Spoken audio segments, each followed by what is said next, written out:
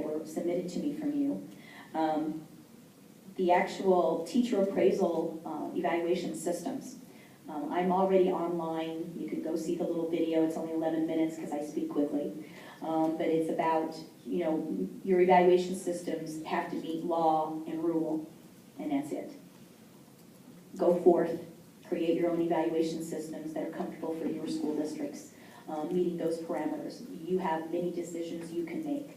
RISE is not supported over any other model, and this summer I will be taking RISE down, and I'll be putting up a different model that schools can use if they wish. But the rubrics are out there already. The information's out there. School districts may want to use it as a base and modify it as they want. There are 15 other models out there that comply with law and rule. That are good models that people will be taking a look at. So it's time, you know, for districts to you know, kind of go through it. Now I know you've spent money on technology that has to do with your systems. So you may have things already inputted in there, and you may want to actually do the tweaking and figure out how you want to. But you're free to do that, is my point. That I'm not going to be supporting even the model I put out in the summer over other models. If your model complies with law and rule, it complies. And go forth and have great evaluations of your teachers and make them meaningful and figure your calculations how you want to do that. So, and we'll be going from there. So with that, I think I should open it up to questions from you. And you let me know when I'm a time up, okay? Oh, we'll do. So the Jasons from Avon are going to bring some microphones out to the aisle. So if you'll throw up a hand if you have a question, Superintendent Ritz, we'd love to hear it. We're going to take about probably 5 minutes on this. Don't be shy. I've never been in an audience where they were shy about asking me questions. One of the situations that Mount Vernon Community Schools is in is waiting on the DUAD board. And it's our understanding that the final person to be assigned to that board comes from you, and that hasn't been done yet. When might we expect that? Because this is a desperate need by some school corporations in the state, and we wait a long time for this. Well, I can tell you that's already in the process. So I've already spoken with my chief of staff, and I believe we've spoken with you and others in your school district regarding that. So we're getting that done. That's all I can tell you. So we're getting it done.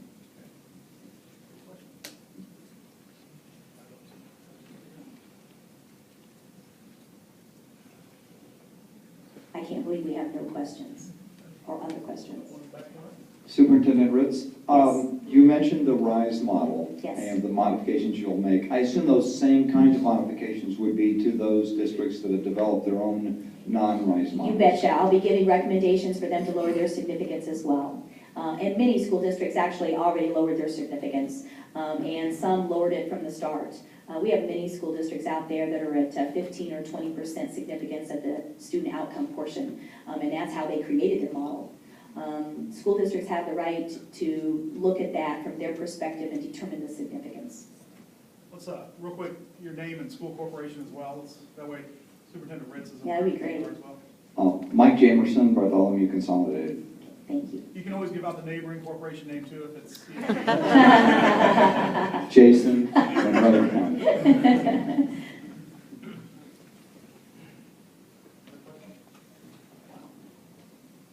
You're more of a talking bunch than this. Huh? They're more talkative than this. Terry Darty, Monroe County School Corporation. So, we went through a lot of things pretty quick. I heard a reading test for 12 grades at some point is your desire? My hope is that, yes, in reading that we will have something similar to that, yes.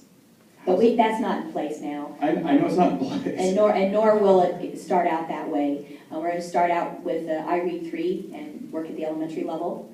But it is my hope that eventually, you know, secondary schools need to have that type of information. What's your fantasy timeline on this? Oh, I couldn't even begin to give that to you. We haven't even got the Well, I Read 3. what you would hope for? Well, we have to have everything ready by 15-16. So my hope is that everything is ready by 15-16. Okay, thank you. That's when assessments will switch over.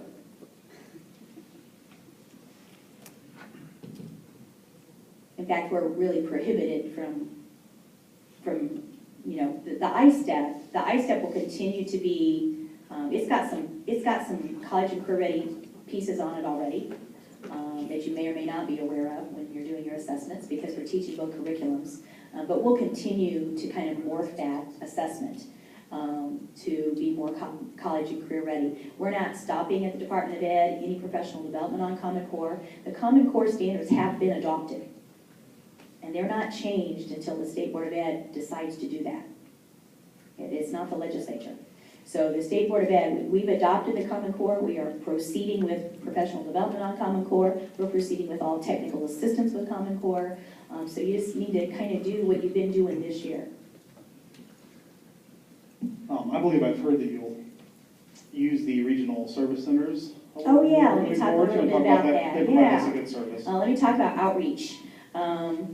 Outreach is something we're going to need a lot of input and a lot of help with, because it's not been tried in the nation, literally.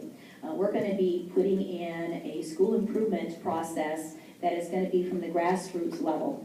And we're going to have regional coordinators. We have 9 education service centers, and we're going to have, the Department of Education is going to have regional coordinators in each of those areas. And they will live and work within those areas and know your schools. So the first thing that we're going to do is it'll be in place by the fall. We have the outreach assistant superintendent hired and the director, and we're going to have 13 coordinators out there to start off with, and about 5 people at the Department of Education to support that effort. And so from that, we're going to be working with schools on a new school improvement process. And you'll be happy to know this, that it's really all going to be technology driven. We're not going to be creating reports and uploading them somewhere to sit on some shelf at the Department of Education. We're actually going to have it set up so that you can enter information on school improvement in the variety of areas right there, and change it, and it's going to be live, like all the time. And then it's going to have pull-down menus.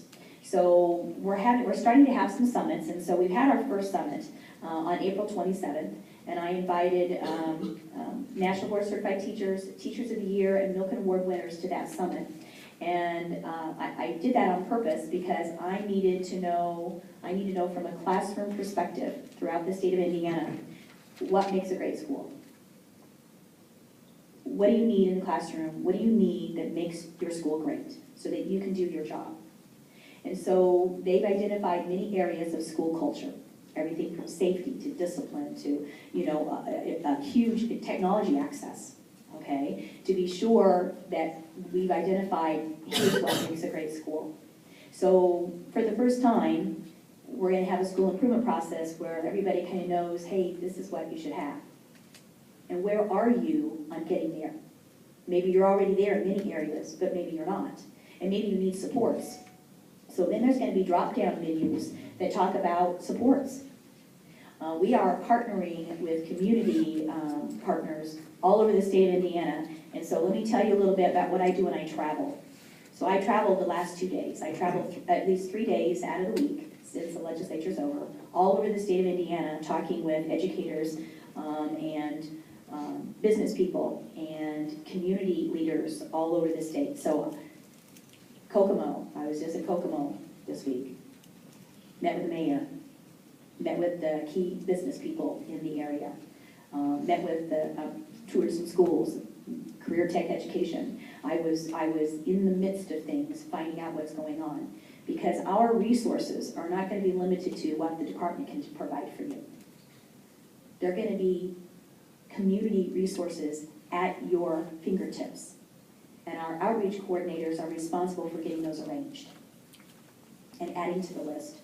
And it will just be awesome when we get to the point in Indiana where we know, because we can just do a query, that we know which schools in Indiana do not have either students with their own devices with access or one-to-one technology.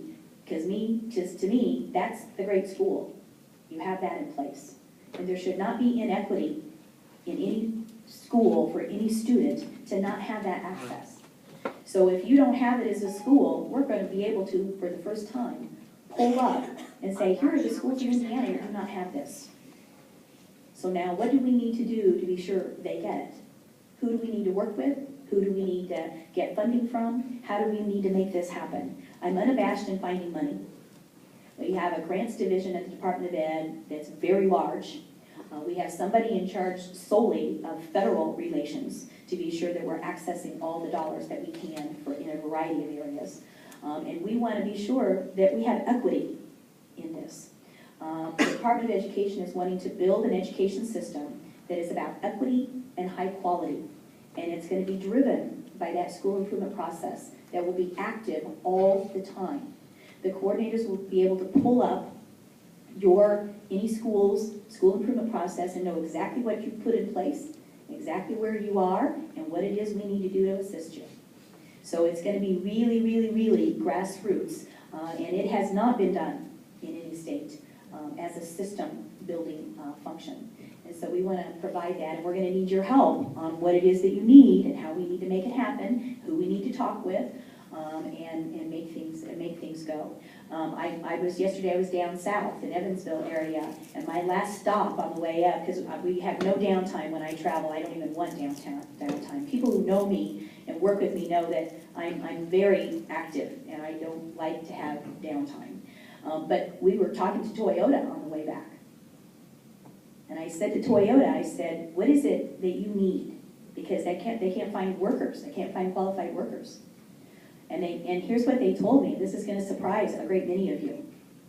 We want the non-tech high school. Do you hear what I said? The non-tech high school that has Project Lead the Way. How many of you have Project Lead the Way? Okay. They want workers. Their first criteria, they got to be problem solvers, work in groups, and be able to be innovative. And Project Lead the Way is the only program they have found in their area that does and prepares kids for that. And then they needed a 450 SAT score in math to have a skilled job at Toyota. They're looking at kids in Project Lead the Way in non-tech high schools in their area, and they had 100 kids to look at, and only 20 qualified. And then they put them in Vincennes program. They're partnering with Vincennes. And then they hire those students 2 or 3 days a week, pay them $17 an hour as an intern, teach them skills and get the skill level where they need to be. And in actuality, that pays for their schooling. There couldn't, and I just sat there. Of course, we had a huge conversation about math because they're very interested in having different ways of getting the math done, because we're remediating $35 to $40 million in mathematics every year in the state of Indiana at the 2-year college level, and the 4-year college level won't even take you if you need remediation in there. So math is very important to us, but I'm making it my business to talk with businesses about what do you need to see from K-12. If I have my vision of career tech education, every single student has career pathways in high school. They're intentionally building their resume in high school. They're having relevance to what they're learning in their coursework. And we're talking about pathways instead of individual courses. We're talking about unique ways to earn credits, to have relevance to what the kids want to do. And we shouldn't be discriminating on the career paths. You know, I did a career path at Lafayette Jeff for cadet teaching. I spent 2 days in the week during that course to actually be in the classroom. I said, that's what I want to do. And I was intentional about building my resume. Intentional. Every summer, I spent time with kids. I was an assistant to a summer school program. I intentionally worked with kids at summer parks. I was intentional about putting things on my resume. I went to a CTE program. The kids were doing their construction work. And I said to the kids, I said, so what are you doing this summer? I hope you're going to be putting some things on your resume to actually go into the field of construction. And they, only one kid said, oh yeah, I'm going to work with my dad on da-da-da-da. And then they all looked at me like, yeah, maybe I should do that. Kids don't build their resumes anymore. They just go have summer. So we want to get intentional. Thank you for that question, because I really meant to talk about outreach.